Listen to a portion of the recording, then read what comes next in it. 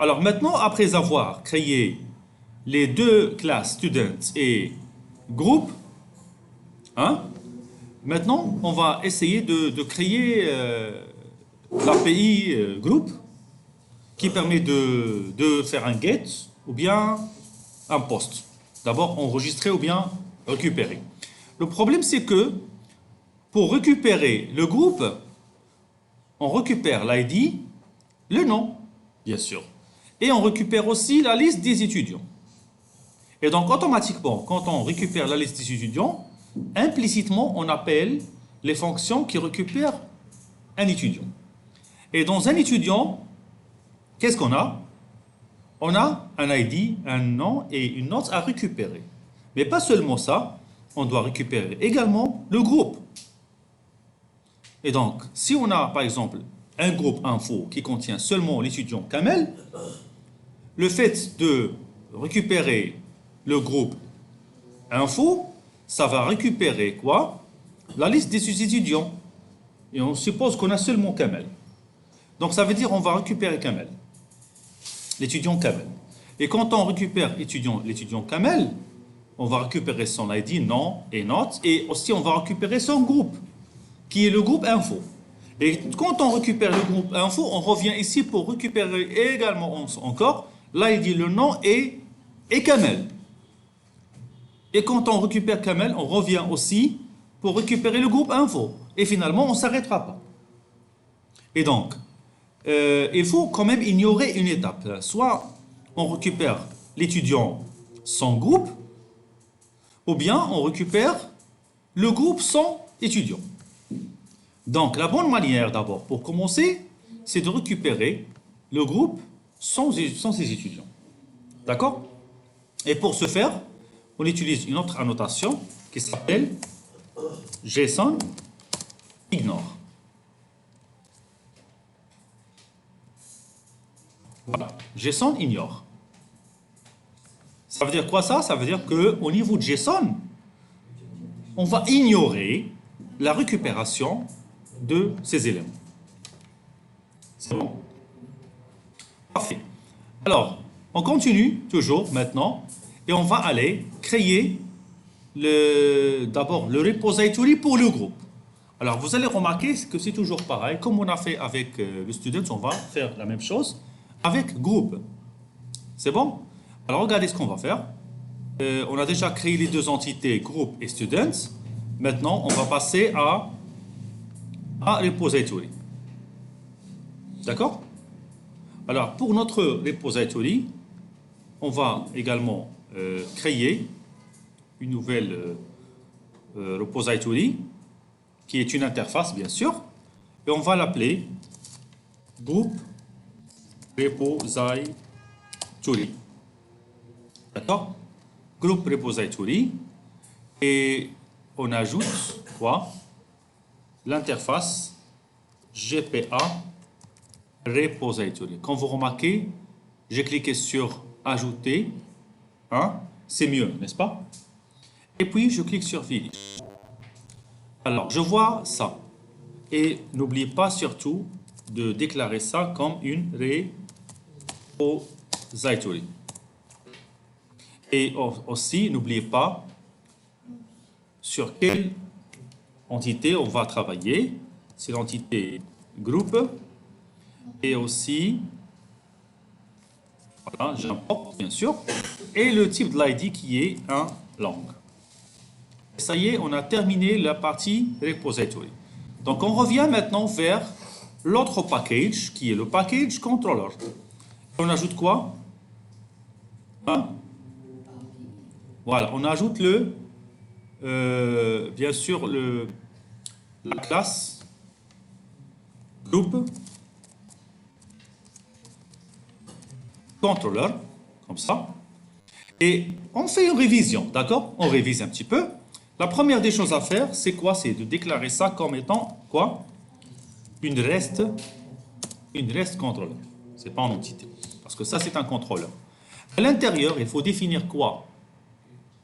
Hein? Voilà, c'est ça, donc c'est l'annotation get mapping. Et là, j'écris quoi? groupe. C'est bon? Groupe comme étudiant. Comme vous avez remarqué, c'est le même programme qui se répète toujours.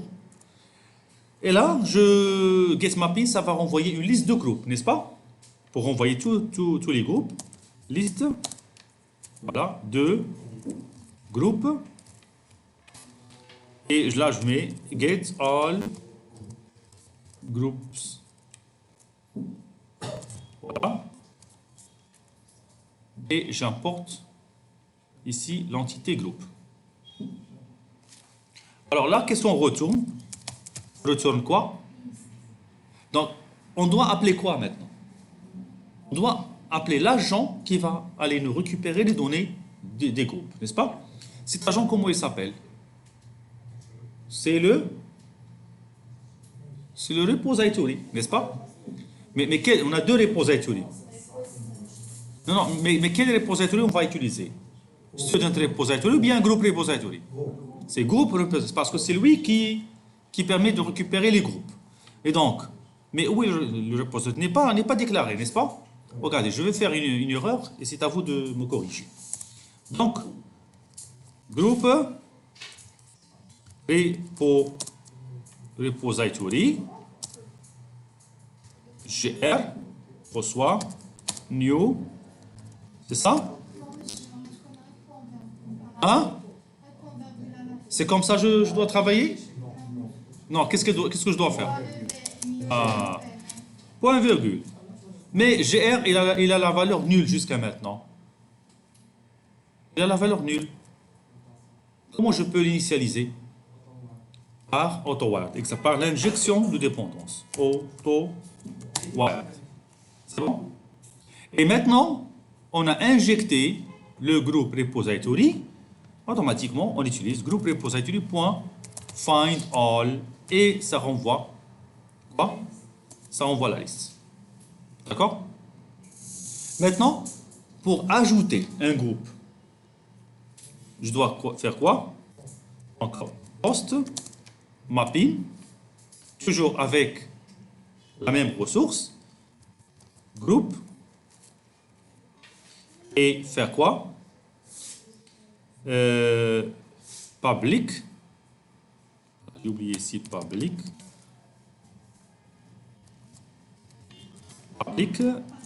student ou bien groupe? Voilà, groupe, add group. Et je dois donner quoi ici? Dans add group? Ah, pour mieux voir. Hein? Variable de type groupe, c'est ça? Donc, groupe G, c'est ça? C'est bon? On n'a pas oublié une chose, non? Exactement, c'est request body. Parce que le groupe vient d'une donnée JSON. Donc, c'est request body. Bien. Maintenant, qu'est-ce qu'il faut faire? Hein? Exactement, c'est save. Donc, on appelle save de quel objet? GR, oui. Mais on doit faire un return. Parce que ici, on retourne un groupe. Donc, return gr.save. Et là, je mets tout simplement G. Donc, il y a quelque chose qui ne marche pas, des accolades qui manquent. Voilà, ça, c'est l'accolade ouvrante. Ça aussi. Alors, qu'est-ce qu'il a dit? Il y a une erreur de syntaxe quelque part.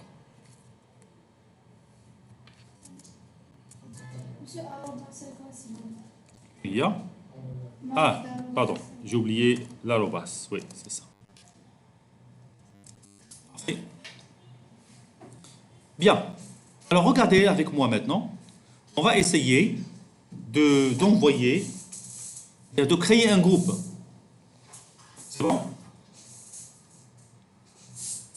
J'utilise Postman. Et là, je peux ajouter d'abord un getters, un getter pour les groupes. J'utilise toujours la même API, sauf qu'à la place de students, Je la remplace par groupe.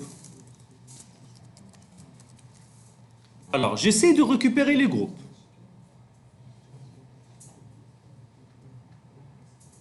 Send. Voilà, 200 OK. Et parfait. Je pense qu'il fallait mieux utiliser ça. Je mélange les deux. Je laisse Postman pour Students. Et ça, c'est cette extension pour les groupes. Alors, avec Get, je send requests. Et voilà, je ne vois rien. Pourquoi? C'est normal. Les groupes ne sont pas existants. Et donc, je reviens ici et je remplace get par post pour pouvoir envoyer les données. Par body, toujours, row, comme l'habitude, et à la place du texte, je choisis JSON. Et maintenant, je commence l'ajout d'un groupe. Alors, j'avais déjà mis un groupe. C'était là. Voilà. Ça, c'est un groupe avec nos étudiants. Comme ça. Et j'enlève le student. Pourquoi j'ai enlevé le student? Parce que j'ai déjà mis la notation JSON ignore. D'accord? J'ai déjà mis la notation JSON ignore. Et là, j'ai mis seulement l'ID et le nom du groupe. Alors, je mets ici post. Ah, pardon, désolé, je dois mettre ici. Ça, c'est juste pour récupérer. Hein. Post. Et donc là, je dois mettre. C'est bon. Okay.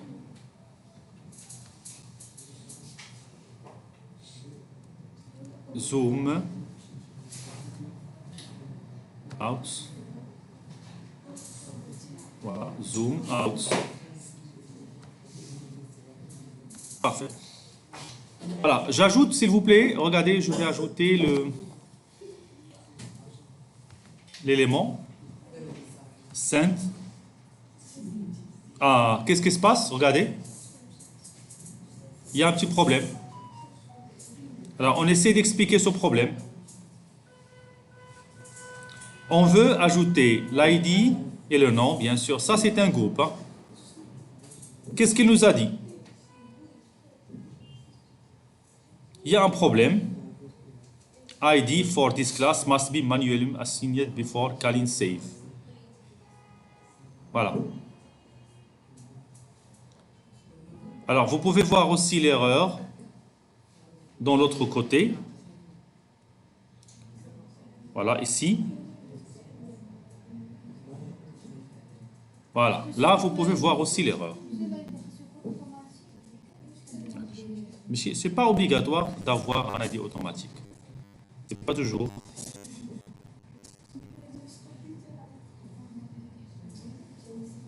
Alors, on lit le message. IDs for this class. Là, je parle de quelle classe? La classe groupe. Hein? For calling save. Hein? Alors, on va vérifier. Est-ce que le problème, d'accord? Est-ce que le problème, c'est au niveau de save ou quoi? Alors, on a post, group, on a request body, on récupère le groupe et on fait le save. Alors, moi, je vais faire quoi d'abord? Regardez ce que je vais faire, s'il vous plaît.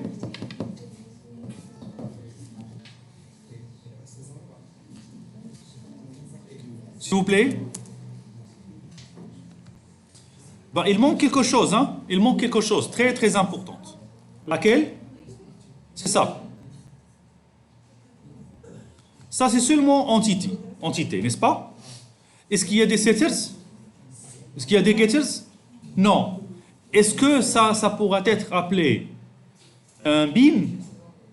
C'est une entité. Mais d'abord, avant qu'elle soit une entité, il fallait qu'elle soit un bin.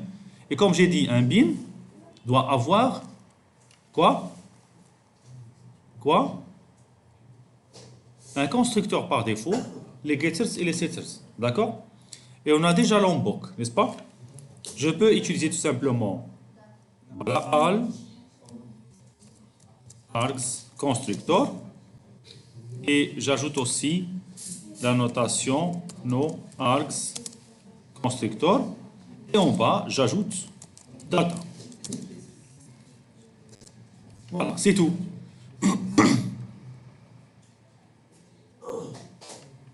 Parfait.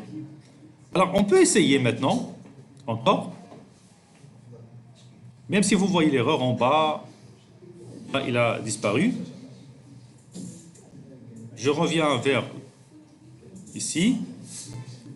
J'essaie d'envoyer l'objet. Alors, qu'est-ce que vous remarquez? 200, OK. Donc, le problème, c'était quoi? Ah, donc c'est obligatoire. Parce que pour ajouter l'ID, bien pour définir l'ID, il nous faut un getter, plutôt un setter. Et puisqu'il y a des setters, il y a aussi des getters. C'est bon? Bien. On a pu maintenant ajouter quoi? Là, bien le groupe. Alors j'ajoute un deuxième groupe. Maths. Bien. Alors je vérifie dans la base de données. Dans groupe. Eh bien, vous remarquez, on a le groupe info et le groupe maths. C'est bon? Maintenant, on va essayer d'ajouter un étudiant. Comment je peux ajouter un étudiant? Hein? Student, oui. Comment je peux ajouter un student? Hein? Alors, regardez. Il y a ceux qui vont dire qu'on peut écrire comme ça. Students. Voilà. On peut écrire ID, info, et j'enlève ici students. Ben, vous avez raison, on peut écrire ça. Hein. Mais est-ce que ça va passer ou non? Regardez. C'est quoi ça? ID, nom, poste et groupe. Envoyer. Il a envoyé OK. 200 OK. Ça veut dire qu'il a bien inséré l'élément. Alors, on vérifie dans la base de données. Student. Quand vous remarquez student a été bien ajouté, c'est ça. Qu'est-ce que vous remarquez? Group ID, c'est 1. Et ensuite, pour le groupe, info et maths. Alors maintenant, vous voyez très bien qu'on peut récupérer, hein, qu'on peut insérer les students. Alors j'ajoute encore un deuxième student dans le même groupe info.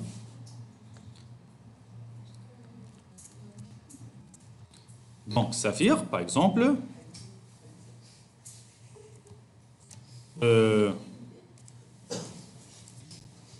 Slimani, 15, et toujours dans le groupe info. Alors on vérifie encore dans la base de données. Alors, on a toujours les mêmes groupes, et pour les students, on a 2. Vous voyez? Alors maintenant, si vous voulez bien, je peux aller, par exemple, prendre cette API, get, pour récupérer les students. Regardez comment on a récupéré les students. Qu'est-ce que vous remarquez? Je récupère quoi? Le student Saphir avec son groupe. Encore, le groupe Slimani avec son groupe.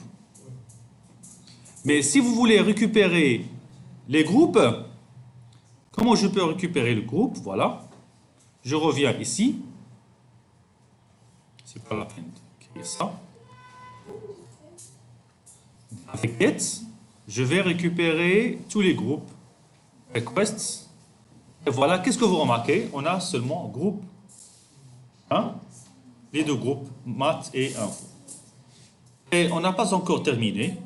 Il reste encore une autre méthode qui est beaucoup plus pratique Je répète, qui est beaucoup plus pratique que cette méthode-là. Ça, c'est juste pour tester. Hein.